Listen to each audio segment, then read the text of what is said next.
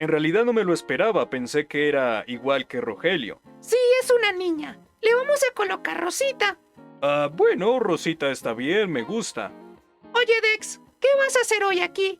Ah, sí, tengo un primer video sobre conceptualización de caso con los chicos, así que te veré luego, muñeca. Oye, cuidado, ni lo sueñes. Vamos, Lunita, no te pongas rabiosita. Ay, por favor. Bueno, te espero abajo con los chicos para darle de comer a Rosita. Es muy importante. Nos vemos. Bien, piénsame en el camino, nena.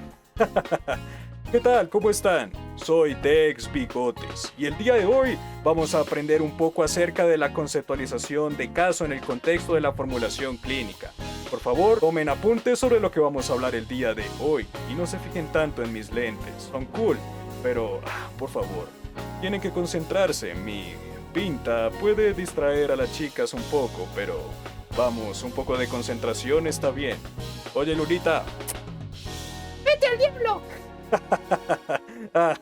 Ok, vamos a comenzar. Muy bien, para empezar a conceptualizar un caso, nos preguntaremos qué es la formulación clínica. La formulación, como bien lo dice en la diapositiva, se define como la estrategia que permite organizar la información recolectada. Esa información de nuestro caso clínico que va a estar organizada en por lo menos 3 fases. La fase de evaluación, la fase explicativa y la fase de plan de intervención. En todas estas fases, chicos, se organiza información relevante sobre nuestro caso clínico. Así que, en esta estrategia vale la pena ser muy organizado. Si no eres organizado o organizada en esta estrategia, estás perdida o estás perdido. Tienes que volver a retomar. Tienes que ser más objetivo y simple para explicar, por ejemplo, qué mantiene X o Y diagnóstico o conducta problema. En esta estrategia vale la pena mencionar que las hipótesis de predisposición, adquisición y mantenimiento con el respectivo análisis funcional de la conducta cobran una gran relevancia. Y son muy relevantes porque, de hecho, estos puntos hacen parte del análisis exhaustivo del diagnóstico o la conducta problema. Así que es muy importante practicar el análisis funcional, porque si lo tenemos mal o tenemos mal las hipótesis de predisposición, adquisición o incluso de mantenimiento, es como si tuvieras mal la columna vertebral de tu cuerpo. Todos estos son procesos de análisis que tendremos que abordar en el plan de intervención. Si nuestro análisis de evaluación y explicación está mal, el plan de intervención nos saldría al revés, así que ten cuidado con eso. Ok, aquí tenemos la distribución de partes de cada fase. Tenemos la fase de evaluación, la fase explicativa y la fase del plan de intervención. En la fase de evaluación tendremos el motivo de consulta, la operacionalización, impresiones preliminares, evaluación y medición de la conducta problema, lo que llamaremos fase pretest, y la técnica de recolección de información, es decir, métodos de evaluación y recolección de información de datos. La fase explicativa llevaría a ese análisis que yo les estoy comentando. Contiene análisis funcionales, análisis molar y las hipótesis de predisposición, mantenimiento y adquisición. La fase del plan de intervención es crucial para el tratamiento del problema, pero eso lo explicaremos mucho más adelante. Si ustedes se dan cuenta, mis queridos chicos y chicas, esto es como una escalera. La fase de evaluación, la fase explicativa serían los primeros niveles de la escalera. Y si estos primeros niveles están mal, pues no llegaremos al último nivel de la escalera, que sería la fase de plan de intervención. Rayos, mi lengua está un poco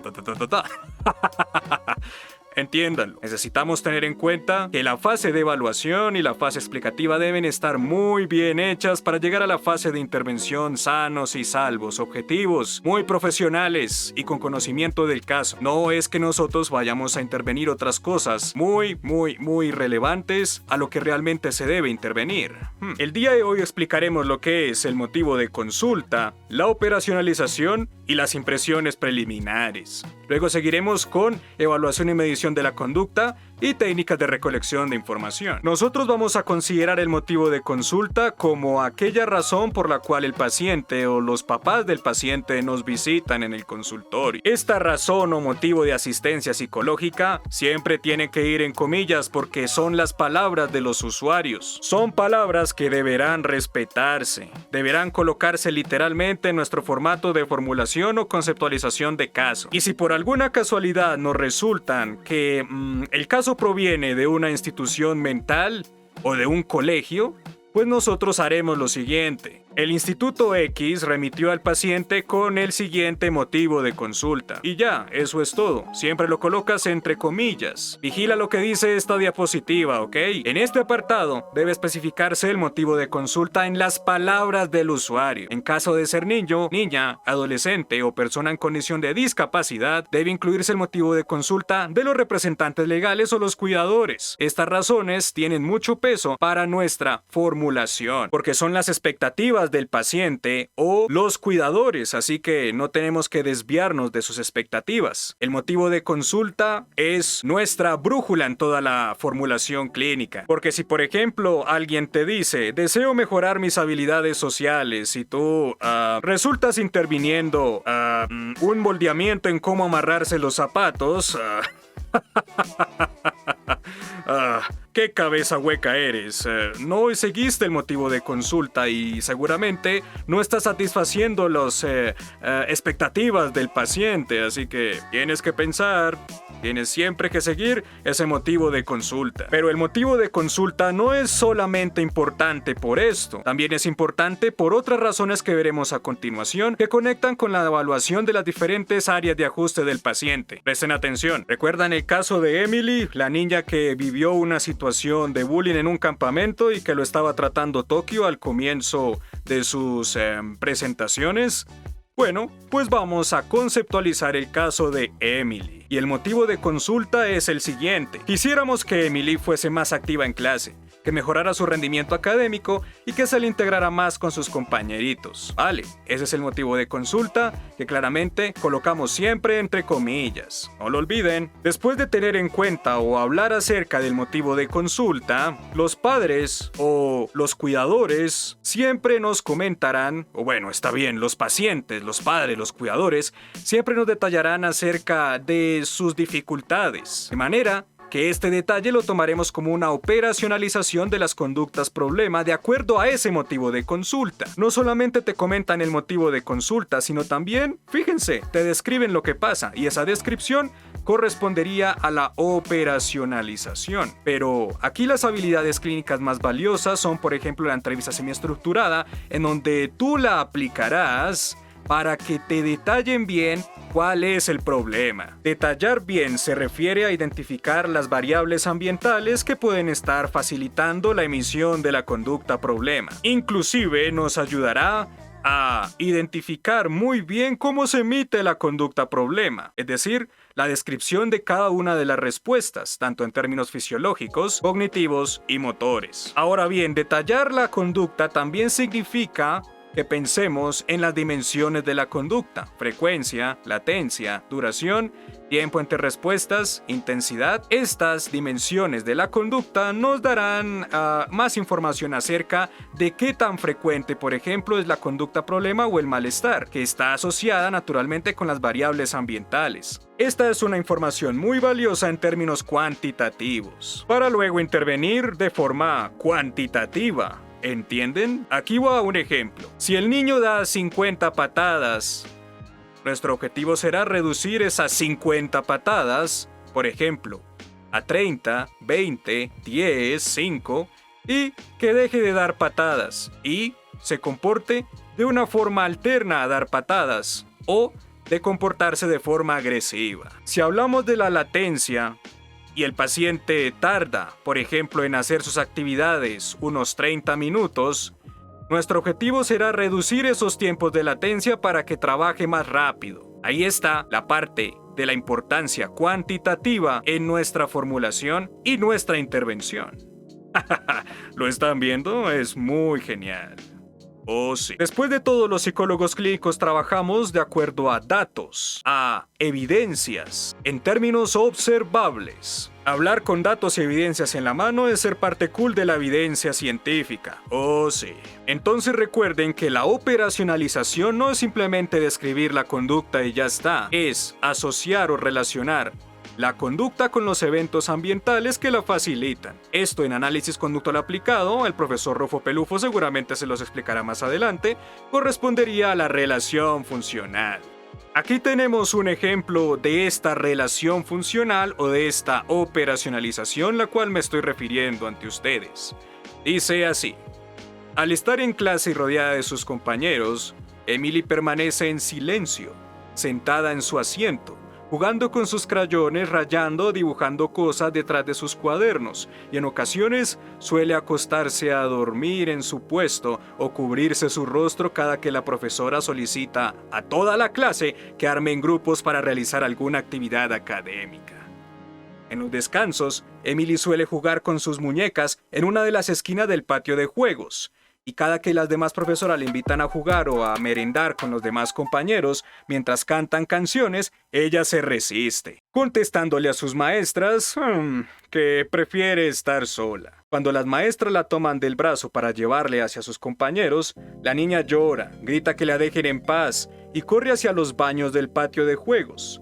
En casa, Emily suele omitir instrucciones por parte de sus padres, creando excusas como "estoy enferma", bailando y cantando o encerrándose en su cuarto durante 1 hora. Vaya, interesante. Ok, este ejemplo es relevante para que ustedes se den cuenta cómo asociamos las variables ambientales con la conducta problema, en este caso de Emily. Por favor, si no lo comprendieron bien, pueden pausar este video, espérenme, hago en una pose más apuesta, y por favor léanlo. Aquí vamos, pausen el video ya. Oh sí, oh sí. Sí, páusalo ahí, oh sí.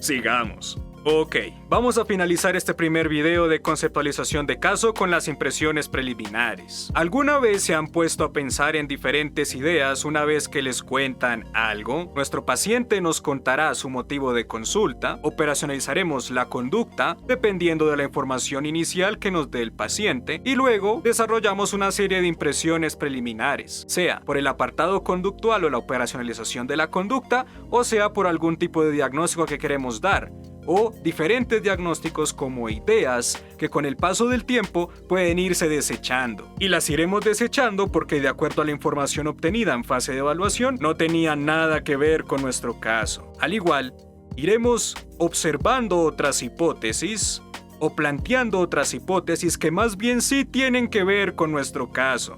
Por eso es que el proceso de evaluación es altamente importante. Gracias al mismo, desecharemos algunas hipótesis y nos quedaremos con otras hipótesis preliminares mucho más cercana a la objetividad, y es la que finalmente tomaremos para intervenir. Al comienzo de un proceso de evaluación surgirán diferentes hipótesis preliminares. Hipótesis A, B, C, D, E, F, G. Y con el paso del tiempo iremos descartando A, B, C, D, F y descubriremos que la G es la más viable para intervenir. ¿Y por qué es que la seleccionamos? Pues porque tiene que ver con el motivo de consulta, la operacionalización, el análisis funcional, y es básicamente la hipótesis que más tiene sentido en todo nuestro caso. Dentro de las impresiones preliminares podemos asumir, por ejemplo, patrones de conducta, clases funcionales de respuesta, clases topográficas de la conducta o categorías diagnósticas. Esta información es relevante para abrir nuestra investigación e ir descartando algunas cosas y tomando otras en cuenta. En el caso de Emily, las categorías diagnósticas son las siguientes: trastorno de evitación experiencial, depresión infantil, ansiedad, conductas disruptivas en la infancia. Nosotros iremos descubriendo si el trastorno de evitación experiencial tiene sentido, o la depresión infantil tiene sentido, o la ansiedad tiene sentido, o las conductas disruptivas tienen sentido en nuestro caso. Pero lo descubriremos con el tiempo, evaluando las diferentes áreas de ajuste, y así pues llegar a una conclusión o a una hipótesis explicativa de todo nuestro caso. Si ustedes han visto los videos de Tokio tratando el caso de Emily, sabrán que la niña puede estar pasando por un momento de evitación experiencial o un trastorno de evitación experiencial. Cero depresión, cero ansiedad, aunque claramente la ansiedad y la evitación tienen una asociación o una relación, Y 0 conductas disruptivas, es decir, nos quedamos con trastorno de evitación experiencial. Por eso es que el lobo le empezó a aplicar ACT a ella. Para identificar correctamente nuestra hipótesis o nuestro problema central que tratar, tendremos que tener unas muy buenas tácticas o métodos de evaluación y medición de la conducta problema o el diagnóstico. Investigaremos sobre las áreas de ajuste en donde justamente se presenten las conductas problema, en este caso, conductas evitativas. Pero esta evaluación no sale a la primera sesión. Qué ilusos si piensan eso. La evaluación se construye, es un procedimiento continuo, sesión a sesión.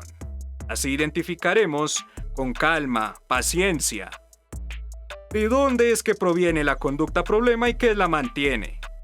En psicología clínica tenemos diferentes técnicas o recursos para la recolección de información sobre qué mantiene la conducta problema,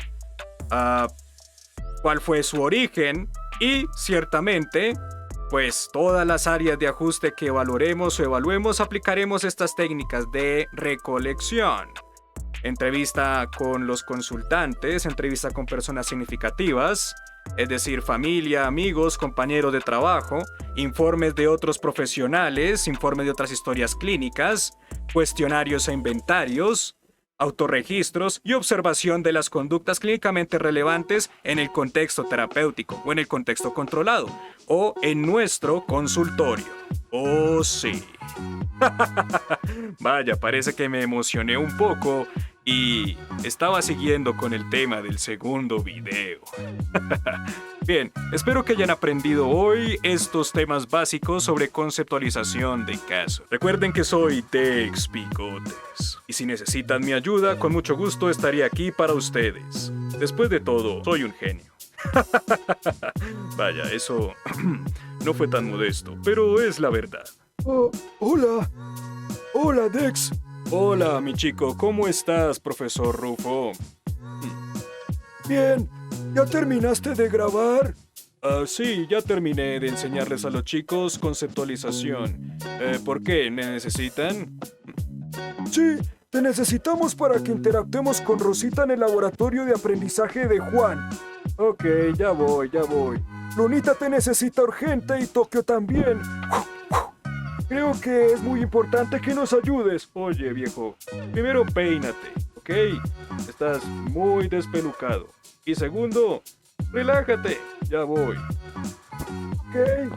Despídete entonces de nuestros amigos. Ya me despedí. Chicos, tengo que irme a trabajar con mis amigos, así que nos vemos en un siguiente video. Bye, que estén muy bien.